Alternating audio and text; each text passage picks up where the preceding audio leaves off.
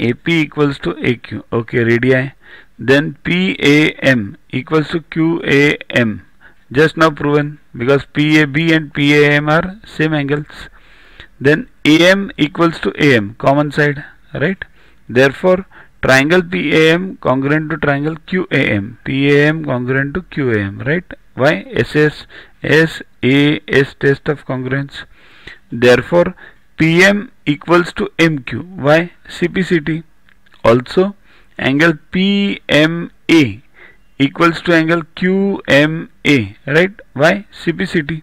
Corresponding parts of congruent triangles, right? So these two are CPCT.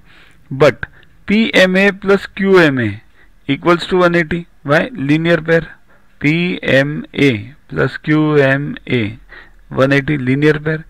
Now these two are total 180 also, and they are equal also. So definitely they will be 90-90. Therefore PMA equals to QMA equals to 90. This proves that what?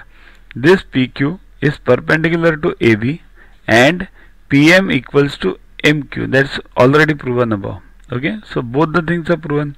So both answer is C, both A and B. Next, in the given figure, a circle touches the side BC, okay, of triangle ABC at P, and touches AB and AC at Q and R respectively. If AQ equals to 5, find the perimeter of triangle ABC. This perimeter of triangle ABC, we have to find it. Say this, AQ is given and nothing else is given. Okay. Now one important point which we have to remember is tangents to the same circle from same point, means outside the circle, are congruent. Means this A is the same point and tangents to the same circle are congruent. To watch the videos further, kindly download YuvaGuru app from Play Store and follow the paid version in 10+2 section. You can also WhatsApp on the number 9960560404 to get the videos permanently on your PC and on your mobile. What you get in these videos?